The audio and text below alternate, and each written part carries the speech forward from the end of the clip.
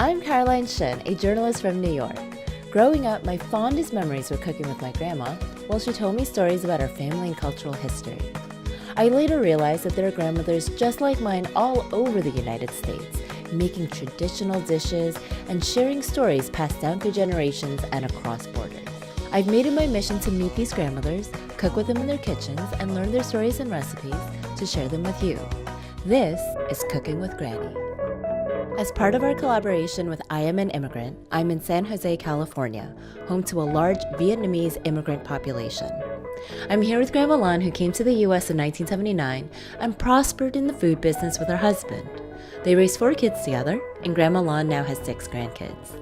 She will show us how to make a family favorite dish in our Vietnamese American Thanksgiving dinner. It's Grandma Lan's crispy quail appetizer with a side of her famous fish sauce.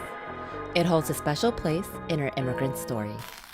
Key to this dish is this 5-spice blend. These are the cloves, star anise, Chinese cinnamon, fennel seeds, and Sichuan peppers. So you mix it all together? Yes. Okay. And you put in. I'm looking for very well done. Soy sauce, so Okay. put like this. As a kid, I would catch these little quails outdoors. I was the oldest of 13 kids, so I had to cook for everyone. So now this is a quail that's been sitting in the fridge overnight, and now we're gonna get this into the oven.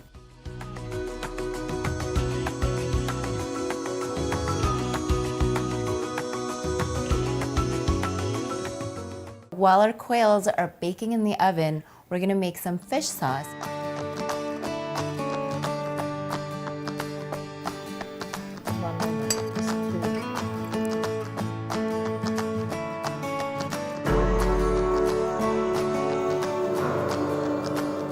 Oh my God. This is better than any fish sauce that I've had at a Vietnamese restaurant. Yeah. Seriously, hands down. So I personally find that fish sauce can have a very overpowering flavor. Because of the freshness of the other ingredients, it kind of gets dissolved into it a lot more subtly. Back in Vietnam, you actually were called Madam Fish Sauce. Yeah. So can you tell me that story? Sau 1900. When the communists came to power in 1975, the government officials would come door to door and take everything.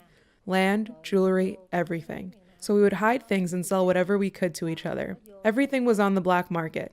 Gas, food, fabrics. But there was a buzz around town that fish sauce was a hot commodity in Saigon. You know, fish sauce is a staple in Vietnamese food. And it hit me. My dad has a fish sauce factory. So I took the fish sauce in containers and tied them to my clothes so the authorities wouldn't see me transporting them. It took a day to get to Saigon, and I would sell it to the government officials there. It's so ironic, smuggling fish sauce to sell to the Viet Cong. I got so good at it that the other villagers started asking me to sell their fish sauce too. And that's how I came to be Madam Fish Sauce.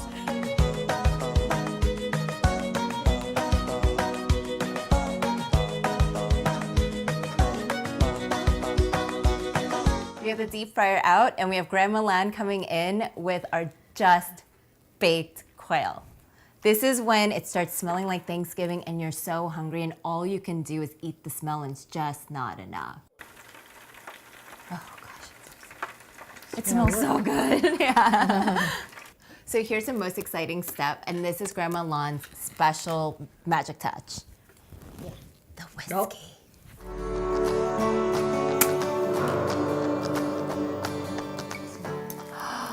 So you see the fire traveling through.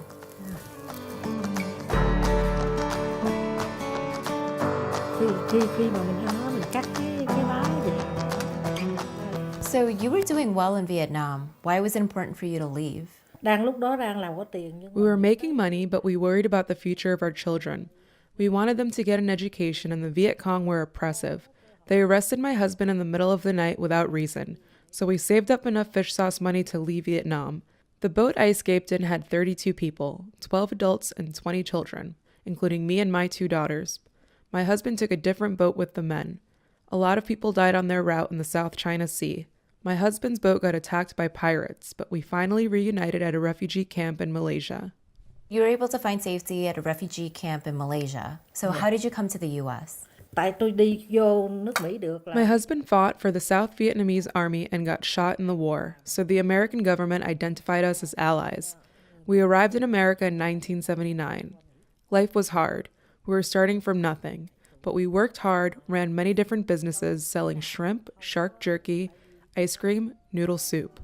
We went bankrupt and we were homeless once, but America provided us with opportunity, and we were able to provide for our family and achieve our dream of sending them to school.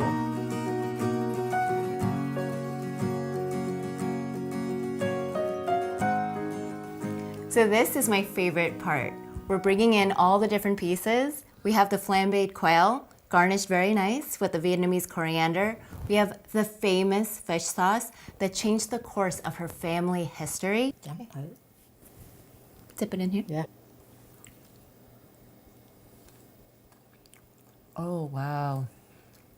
It makes my mouth feel really alive. There's so many different contrasting flavors. There's the charred smokiness of the quail with the fragrant spices baked right in there. Then the coriander tastes really intense, like lime zest. And then the fish sauce kicks in with this bright, spicy tanginess. I really like it. I feel honored to have learned not only the recipe, but also the story behind it. It's a Granny Lan special that has survived the Vietnam War and made it to America, where it is now part of a new tradition in this Vietnamese American family's Thanksgiving dinner.